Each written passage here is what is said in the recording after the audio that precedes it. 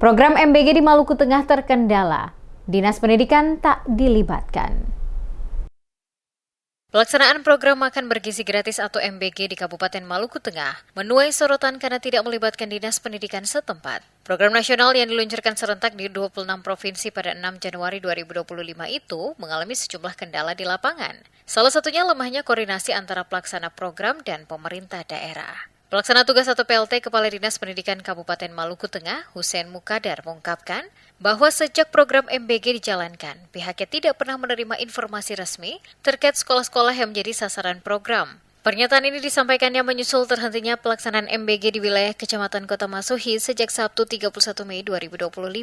Menurut Hussein, seharusnya pelaksanaan program MBG dilakukan melalui koordinasi lintas instansi, terutama dengan Dinas Ketahanan Pangan dan Dinas Kesehatan Kabupaten Maluku Tengah. Namun hingga kini ia belum mengetahui apakah kedua instansi tersebut telah menerima informasi atau belum.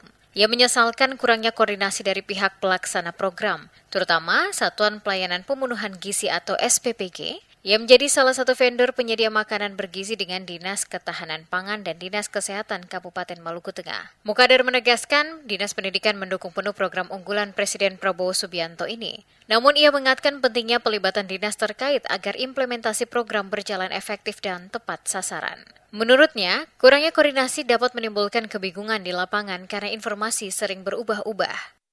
Kegiatan pemerintah untuk makan bergizi nasional ini, makan bergizi gratis untuk siswa, sangat-sangat mendukung.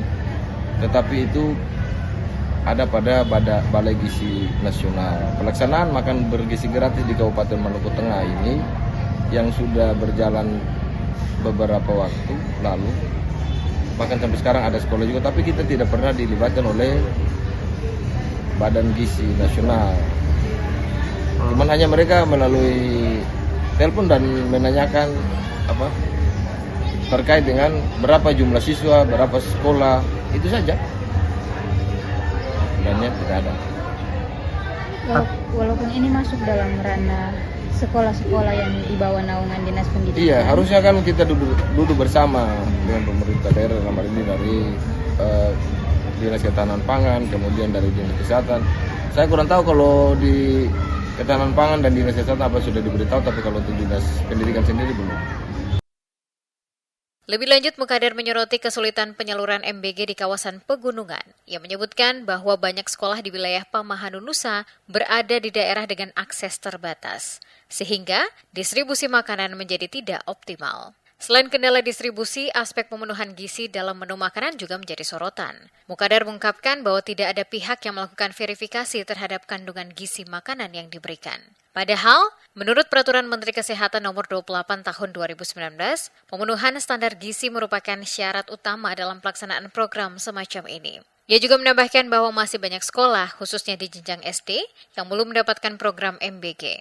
Saat ini berdasarkan data yang ia terima, hanya sekitar 5 sekolah dasar di wilayah Masuhi yang telah menerima program tersebut. Namun SPPG penyedia hanya mengantongi surat tugas tanpa dokumen pendukung lain yang menjadi bagian dari standar operasional prosedur atau SOP. Mukadar berharap program MBG bisa segera dibenahi agar manfaatnya benar-benar dirasakan oleh seluruh siswa, khususnya di daerah-daerah terpencil di Maluku Tengah. Ia juga berharap daerahnya bisa menjadi contoh pelaksanaan MBG yang baik di tingkat nasional.